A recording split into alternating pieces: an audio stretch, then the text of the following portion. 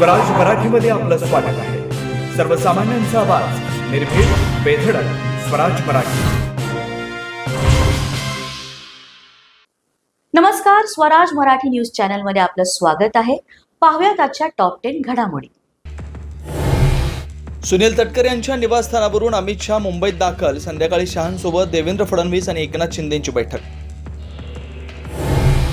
रायगडावर अमित शहांकडून शिवरायांना अभिवादन. मुख्यमंत्र्यांसह दोन्ही उपमुख्यमंत्र्यांकडूनही मानवंदना. शिवरायांच्या आदर्शावरच मोदी सरकार आधारित. शहांचे गौरवोद्गार. पाचडमध्ये अमित शहांकडून मासाहेब जिजाऊंना अभिवादन. फडणवीसांसह शिंदे आणि अजित पवार, शिवेंद्रराजे आणि उदयनराजेही उपस्थित. रायगडावर शेवटच्या क्षणी एकनाथ शिंदेंच्या भाषणाचा निर्णय. मात्र अजितदादांना भाषणाची संधी नाही. शिंदेंची नाराजी नको म्हणून फडणवीसांनी आग्रह केल्याची चर्चा.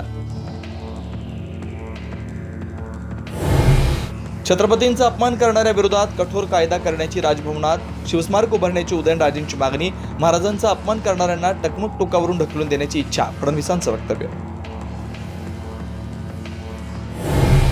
अमित शहा संध्याकाळी घेणार मुख्यमंत्री आणि उपमुख्यमंत्र्यांची बैठक. रायगडच्या पालकमंत्री पदाबाबत तिढा सुटणार का याकडे लक्ष. तर अजित पवार बैठकीला उपस्थित राहणार नसल्याची माहिती. राष्ट्रवादी काँग्रेस आज अमित शहांना वक्फ विधेयकासंदर्भात निवेदन देण्याची शक्यता. नवाब मलिकांच्या समितीनं तयार केलेलं निवेदन अजित पवारांकडे सुपूर्द. सभागृहात शहांनी दिलेली आश्वासनं पाळण्याचं आवाहन. रायगडचा पालकमंत्री हा शिवसेनेचाच असेल. संजय शिरसाटांचा पुनरुच्चार. पालकमंत्री पदाच्या विषयावर आज चर्चा नाही. खासदार सुनील तटकरे यांची माहिती.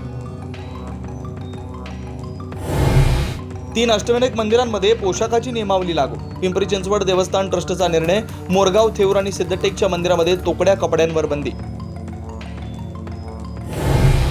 साताऱ्यात आज शरद पवार आणि अजित पवार एकाच बैठकीला उपस्थित. रयत शिक्षण संस्थेच्या बैठकीसाठी शरद पवार दाखल.